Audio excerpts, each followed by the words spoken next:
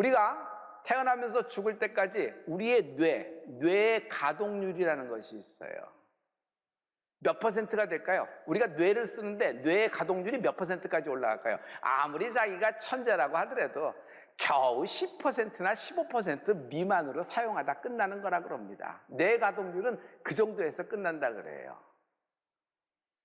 여러분, 인터넷이 굉장히 발달이 돼 있어서 우리가 집에서 거실에서 이렇게 디바이스, 핸드폰으로 여러분 세상을 다 볼 수 있죠. 이래서 이렇게 다 본다고 하더라도 우리가 세상에 대해 아는 것은 여러분 1% 이하에 불과할 거라고 생각됩니다. 자, 저는 오늘 뇌 가동률이 있듯이 영의 가동률에 대해서 말하고 싶어요. 영의 가동률이 있다. 왜냐하면 우리는 모두 영이 있기 때문입니다. 육신이 있고 여러분 마음과 생각이 있습니다. 그러나 눈에 보이지 않지만 영이라는 것이 있어요. 죽은 영혼이 있습니다. 죽은 영혼은 뭐예요? 가동률이 0예요. 전혀 움직이지 않는 거예요. 예수 믿지 않는 사람, 아직 예수님 모르는 사람은 우린 죽은 영혼. 그러므로 죽은 영혼이 깨어나는 은혜가 있을지어다. 영혼의 가동률이 0란 말이에요. 그러나 일단 이 영혼의 스타트, 엔진이 딱 돌아가기 시작하면 여러분 영혼이 이게 주력 엔진인데 이것이 불이 붙기 시작하면 여러분 영혼이 움직이기 시작합니다. 그러면서 하나님의 불이 붙는 은혜가 있을지어다. 이것을 성령 세례라고 하는 것이에요. 성령 세례, 하나님의 불은 하늘에서부터 내려옵니다. 근데 이것이 죽은 나의 영혼에 불이 붙는 축복이 있을지어다. 이것을 세례 요한이 이야기합니다. 세례 요한은요, 예수님보다 먼저 온 인생이잖아요. 그가 예수님을 위해서 예비하면서 이런 말을 했는데 마가복음 1장 8절의 말씀입니다. 우리 이 하나님 말씀을 다 같이 나는 너희에게 물로 세례를 주었거니와 그는 성령으로 너희에게 세례를 주시리라. 세례 요한, 나는 너희에게 요단강 물로 세례를 베푼다. 그러나 내 뒤에 오시는 이가 있다. 내 뒤에 오시는 이는 내가 감당할 수 없이 큰 분이다. 그분이 누구예요? 예수님이에요. 그는 요단강 물이 아닌 성령으로 세례를 베풀리라. 나는 물로 세례를 주나 그는 성령으로. 제가 청년 때 많이 부른 찬양이거든요. 여러분, 세례 요한이 찬양하는 거예요. 나는 물론 지금 너에게 세례를 주나 너희 이 세례를 받으면서 기다리라는 거예요. 이 세례가 완결, 종결판이 아니라는 거예요. 이것이 파이널이 아니라는 것이에요. 이것은 오히려 예표가 될 수 있다는 것이에요. 내 뒤에 오는 이가 있는데 이분이 진짜야. 이분이 리얼이야. 이분이 오시는데 이분은 감당할 수 없는 분. 인생 중에 하나가 아니야. 나랑 비교할 수 있는 그런 분이 아니라 하나님이시여. 세상 죄를 지고 가는 하나님의 어린 양이 오셔서 그가 직접 너희에게 세례를 베풀리니 그럼 어떤 물로 세례를 줘요? 요단강 물이에요? 홍해예요? 뭐예요? 어떤 물이에요? 아니야. 그는 성령으로 세례를 베풀리라. 여러분, 이 성령 세례를 여러분 세례 요한이 하나님 말씀을 증거하고 있는 것입니다. 부활을 했어요. 예수님이 부활하셨습니다. 그러면서 승천하시면서 올라가시는 겁니다. 지금 막 승천 직전입니다. 그럼 이 땅을 밟고 마지막 하시는 말씀이 있죠? 그 말씀이 사도행전의 첫 시작이 됩니다. 성도 여러분, 사도행전이라 그러면 우리가 꿈꾸죠? 사도행전적인 교회, 사도행전적인 인생이 되는 축복이 있을지어다. 사도행전적인 여러분의 가족이 되는 축복이 있을지어다. 여러분, 사도행전적인 걸 굉장히 꿈꿉니다. 사도행전의 첫 시작은 성령 세례로 시작되고 있어요.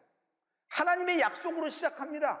하나님이 이렇게 약속하셨다 하면서 주님이 승천하시면서 하나님의 약속을 선포하는 거예요. 여러분, 사도행전 1장 4절부터 5절 말씀입니다. 우리 다 같이 사도와 같이 모이사 저희에게 분부하여 가라사대 예루살렘을 떠나지 말고 내게 들은 바 아버지의 약속하신 것을 기다리라. 요한은 물로 세례를 베풀었으나 너희는 몇 날이 못되어 성령으로 세례를 받으리라 하셨느니라. 모든 보는 제자들에게 이렇게 얘기하는 거야. 당부하시면서 너희들 절대로 예루살렘을 떠나지 마. 아버지가 약속한 것이 임할 때까지 기다리라는 것이에요. 여러분, 뭐예요? 아버지가 약속하신 것. 아버지가 약속하신 것이에요. 하나님이 약속하신 것. 하나님이 약속한 것은 뭘까요? 앞에 이야기와 연결고리가 있죠. 세례 요한은 물로 세례를 주었거니와 하나님이 약속하신 것, 성령으로 세례를 받으리라. 너희는 몇 날이 못되어 성령으로 세례를 받으리라. 여러분, 여기서 몇 날이 못되어예요. 몇 날이 못되어? 몇 날이 못되어. 구마리 장천 떨어진 것이 아니야. 몇 날이 못되어.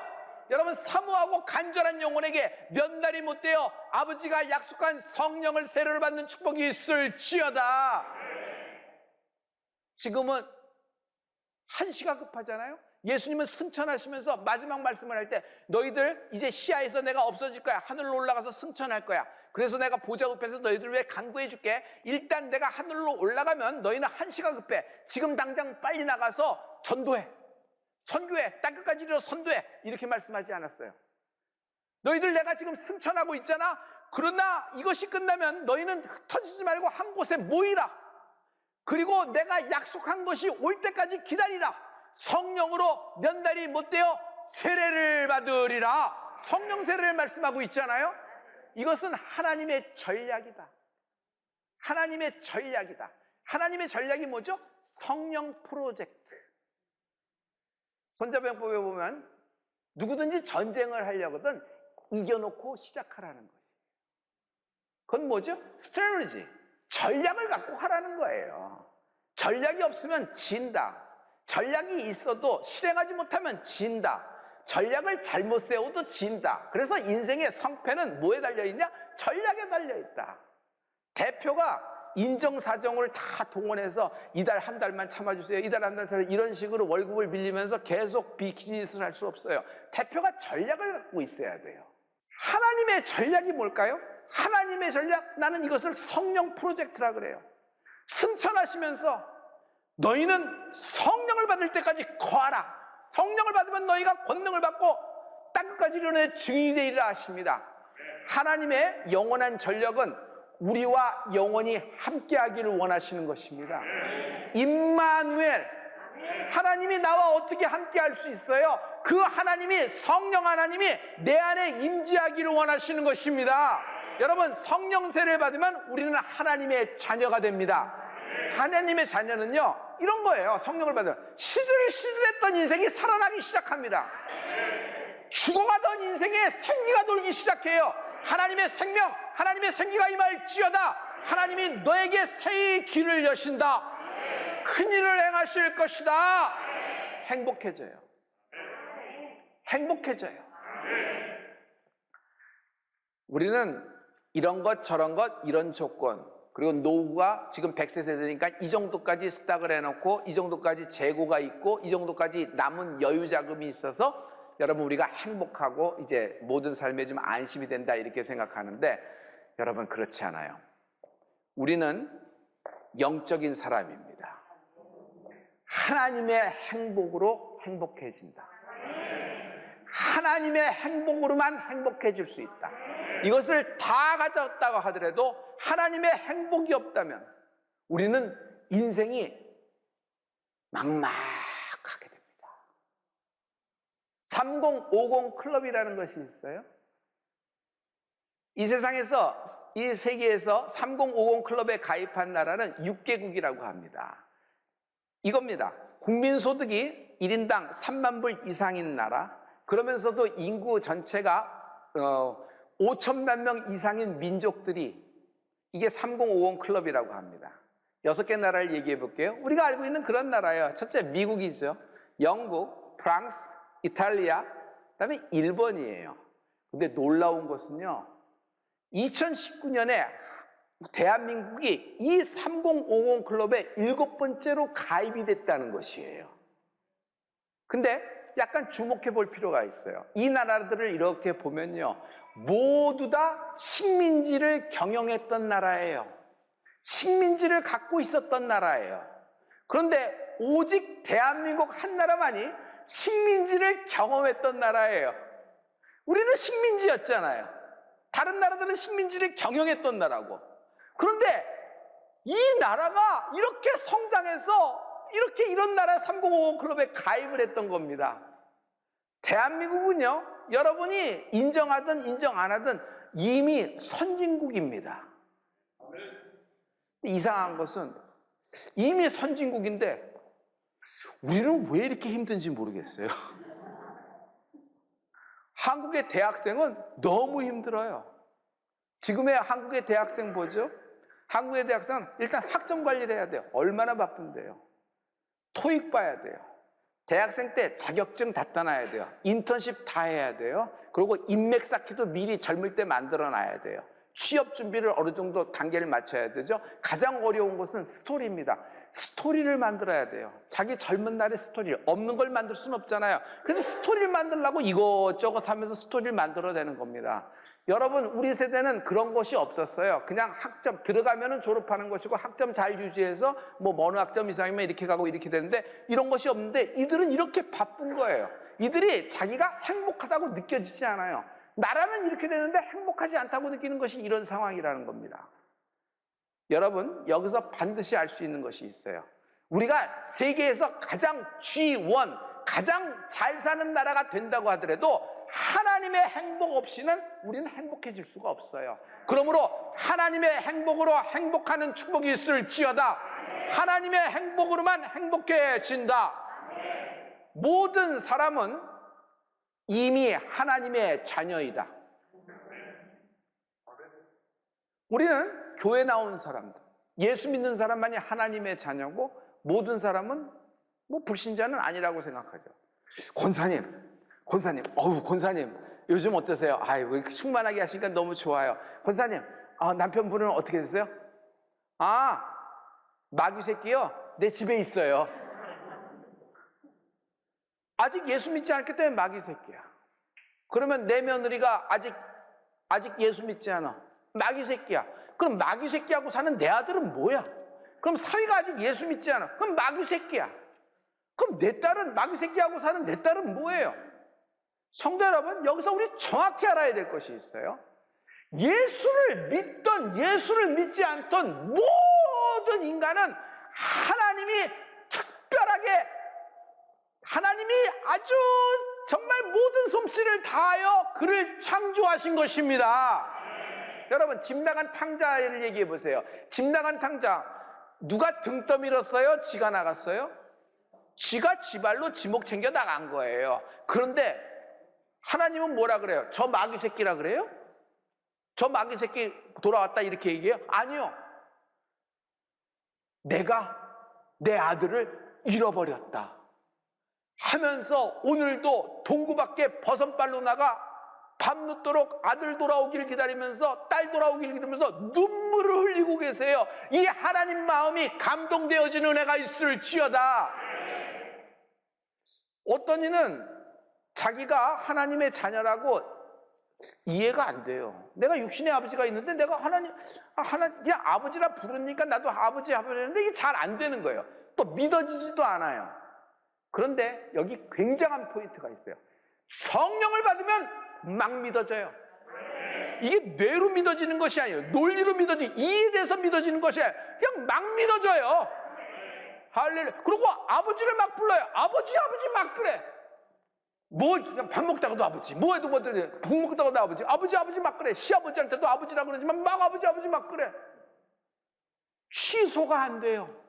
어떤 고난과 역경과 시험이 오더라도 취소가 안 돼요. 성령 체험을 받으면요, 하나님의 아버지로 그냥 믿어지고 취소가 안 되는 축복이 있을지어다. 할렐루야. 내 아들은 아직 예수님을 몰라요. 선택받지 못한 것 같아요. 무슨 소리예요? 그럼 우리가 기도하면 하나님이 조금 선택하려고 기도가 끝나면 하나님이 이거 선택하고 이렇게 되나요? 그럼 마귀 자식 내가 난 자식은 다 마귀 자식이에요? 교회 안 나오면? 그렇지 않아요. 하나님은 당신과 당신의 모든 가족을 택하셨다. 아직 안 믿을 뿐이에요. 여러분, 열심히 사는 것 중요합니다. 그러나 열심히 사는 동시에 반드시 어떤 좌표까지 가기 위해서는 전략적으로 살아야 됩니다. 승천하시면서 주님은 여러분, 하나님의 전략을 우리에게 선포하시는 것이에요. 누구에게? 제자들에게. 제자들 예수 믿지 않는 사람이에요? 이미 제자들 베드로가 예수님 따라다닐 때는요 행복했어요.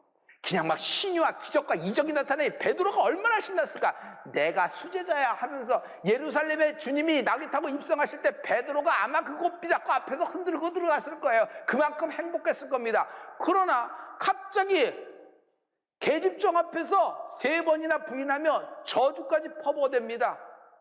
왜 그럴까요? 왜 이렇게 이게 죽고 사람 마음이니까 이럴 수밖에 없을까? 뭐 이렇게 얘기하는데 이게 왜 이렇게 될까요? 그러나 그가 하나님이 약속하신 성령을 받고 베드로는요 반석의 인물이 됩니다. 그가 그의 인생을 보세요. 얼마나 행복했는지.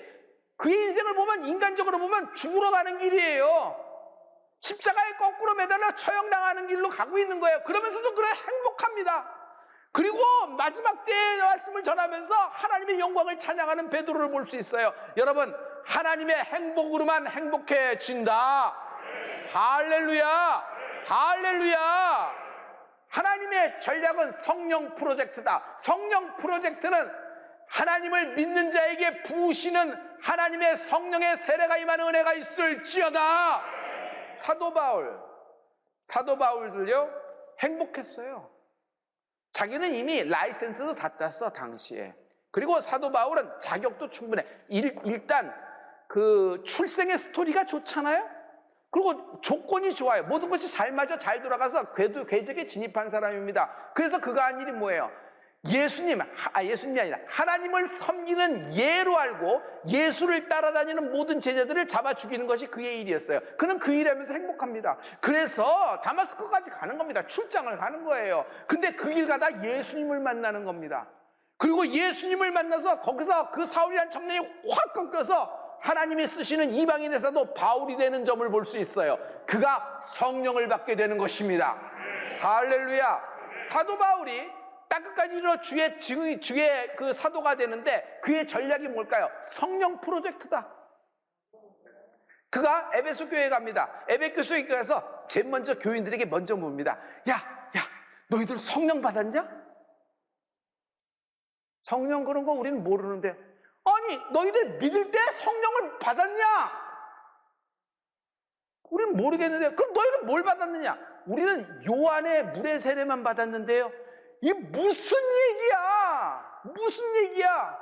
여러분, 이 장면을 자세히 볼 필요가 있어요. 사도행전 19장 2절부터 6절의 말씀인데요. 우리 다 같이 가로되 너희가 믿을 때에 성령을 받았느냐? 가로되 아니라 우리는 성령이 있음도 듣지 못하였노라.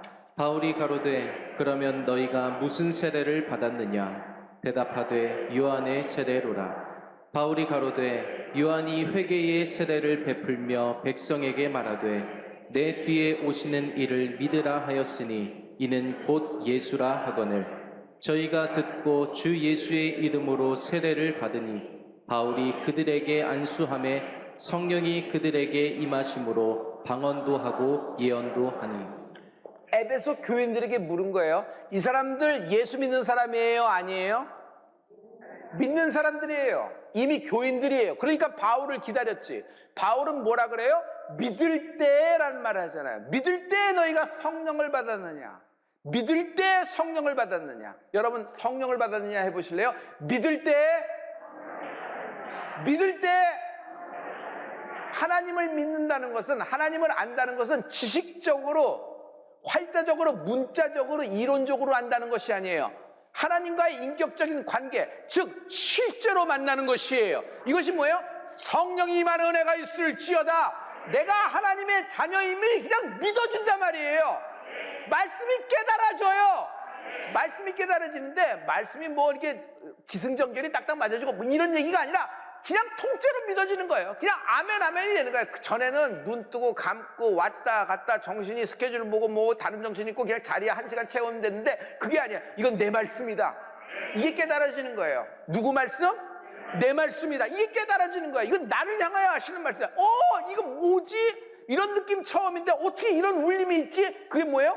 육신의 울림, 마음의 울림, 여러분 어떤 그런 거 울림이 아니라 영의 전율이 흐르는 은혜가 있을지어다.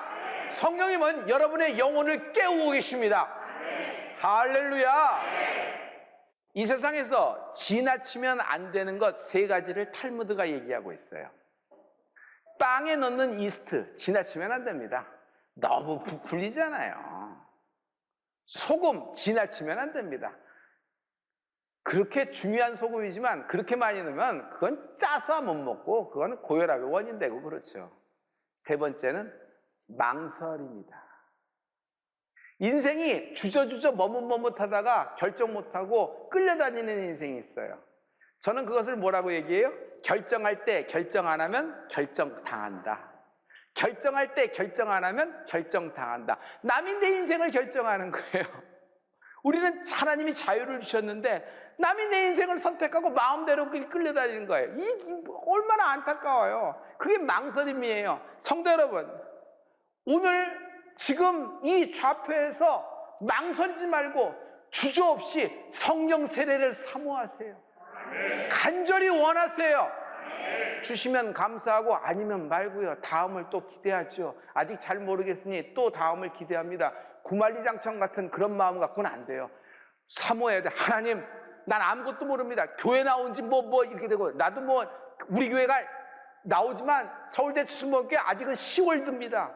여기 시집 식구 다 있고 시집 식구랑 다 친한 사람들 다 있는데 나는 여기 며느리고 나는 여기 사회에서 바늘방석입니다. 그러나 오늘 아무것도 모르는 나지만 처음 왔지만 하나님 말씀에 마음을 열고 하나님 내게 성령으로 임하여 주시옵소서. 반드시 하나님이 당신에게 성령으로 만나 주십니다. 나는 절대 노라고 말하지 않는다. NO, 노라고 말하지 않아요. 노라고 말하면 그 다음부터는 불편해집니다. 말에 전략이 있어야 돼요. 노라고 말하지 않아요. 대신 뒤에 W를 하나 더 붙입니다. 그럼 어떻게 돼요? now가 됩니다. no 대신 now가 됩니다. 지금이야말로, 바로 오늘이야말로 성령 하나님이 임하시는 때입니다. 지금이야말로, 오늘이야말로, 지금 이 자리야말로 성령을 받기 가장 좋은 때입니다. 마지막 날에 하나님은 남종과 여종에게 성령을 기름 붓듯 부으신다 그러셨어요. 할렐루야. 교회에 제일 처음 다니면서 듣는 말씀이 내가 하나님의 자녀라는 말씀이에요. 근데 이게 기분이 좋으면 맞는 것 같고, 상황이 나쁘고 관계가 좀 이상해지고 컨디션이 안 좋으면 안 믿어지고. 왜요? 머리로 믿어서 그래요. 우겨서 그래요. 그러나 성령을 체험하면요, 내가 하나님의 자녀라는 팩트가, 이 영적인 팩트가 그냥 막 믿어지는 것이에요. 할렐루야. 중요한 건 이겁니다.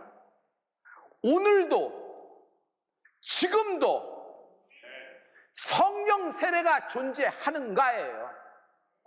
오늘의 설교의 포인트는 이거 한 문장으로 끝나요. 오늘도 지금도 성령 세례가 존재하는가예요. 그것은 당시의 초대교회 때 교회를 세우는 사도행전적인 교회를 시작해야 되니까 그런 초자연적인 역사 때문에 하나님이 역사하신 것이고, 이미 교회가 세팅이 됐고 여러분 스트럭처가 갖춰지고 기반이 갖췄기 때문에 그런 현상보다는 이런 것이 더 중요하다, 이렇게 얘기할 수 있어요. 아니면 그 당시엔 강렬했지만 지금도 있다, 그러나 희소 가치가 있다, 이렇게 조금 희미하게 좀 전달되고 그래서 명맥은 유지할 뿐이다 라고 이야기할 수도 있는데, 저는 그렇게 얘기하지 않아요.